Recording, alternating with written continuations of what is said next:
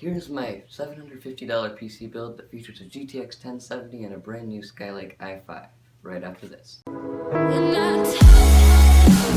Whoa, stop. I'm better than that.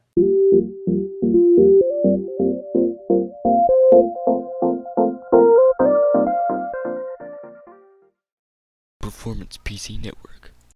Hey guys, my name's Sam, and to keep you from waiting any longer, here's the build. Okay, for the CPU, I went with the i5-6400. I picked this one up from eBay for $180. I chose eBay to avoid having to pay sales tax, but if you don't live in California or any of like 19 other states that Amazon taxes, you should be fine. I chose this CPU because it's powerful enough to pair with the GTX 1070 while running all the games. It bottlenecks your GTX 1070 probably like only 2 or 3%, which is pretty awesome for the price. And it's 4 cores and 4 threads, so it can play pretty much all games. And it'll only bottleneck it at higher frame rates, so if you're looking to play at like 144 Hz or 165, 185 Hz.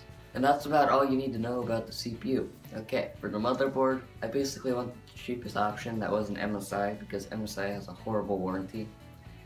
I went with the Gigabyte H110M LGA1151 motherboard. Gigabyte is known for their good motherboards, and their warranties are okay. I found this one at Amazon for about $55. Gigabyte's known for their quality, but this is nothing fancy. But we don't need fancy, because we're not overclocking or anything. So this motherboard will be just fine. Okay, now for the RAM. I went with the Custro Ballistics 1x8 2133 megahertz RAM. I chose this because it'll give us room to upgrade to 16 gigabytes of RAM later on. It's enough for almost every game. It's fast enough so that it won't bottleneck anything. For the long-awaited GPU, I chose the GTX 1070 SC from EVGA. I picked this one used for $156 on Amazon.com.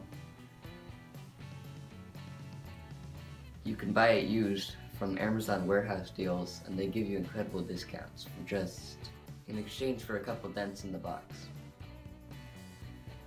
I chose to get this one used because you can save a lot of money. I actually saved about $50-something. Okay, storage. I chose one SSD for the boot drive, which was the 60 gig one on Amazon. There's a link in the description. It's 550 megabits per second, so it's pretty fast. And for a price of only $28, there weren't many other options. And I also chose the 320 gigabyte, $22 hard drive from Amazon.com. There's also a link in the description for that. There's a link in the description for all of the parts mentioned in this video. With a total of 380 gigabytes of storage, we should be loaded on storage for plenty of space for all our games, and no worries about running out later down the line. But if you want, you can pick up a 1 terabyte hard drive for only $28 more. There's not much to say about the power supply, except that I chose an EVGA 500 watt one. EVGA has a good warranty, and it has all the connectors that we'll need, and plenty of wattage. Now this is all going to be stuffed into a $28 laim case from Rosewell. This case works, and it has a flat surface, so it's perfect for applying a vinyl wrap, which I'll talk about next.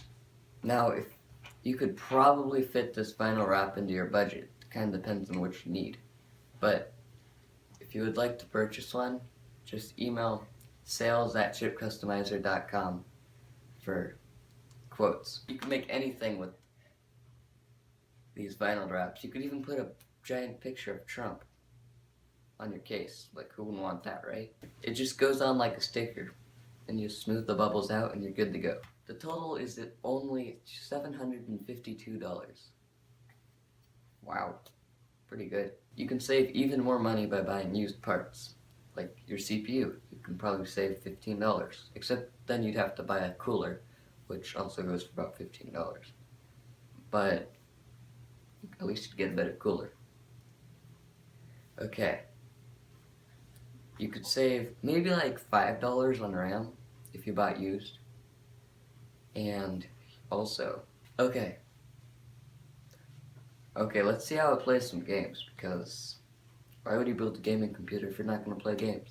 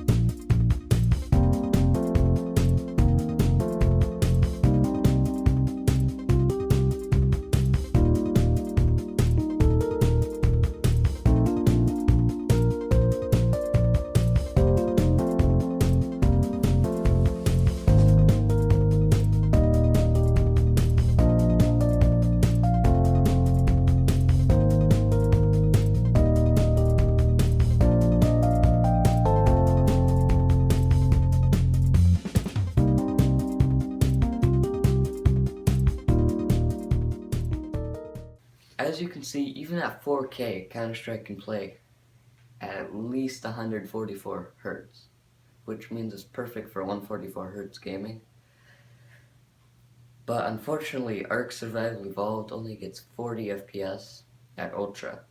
But if you lower that down to high, but still keep the textures on the Ultra, the textures will look the same, but some of the lighting might be off.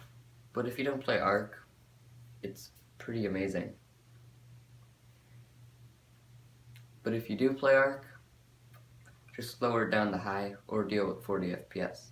You don't really need that many FPS in Ark because it's mostly just chopping down trees and gathering berries.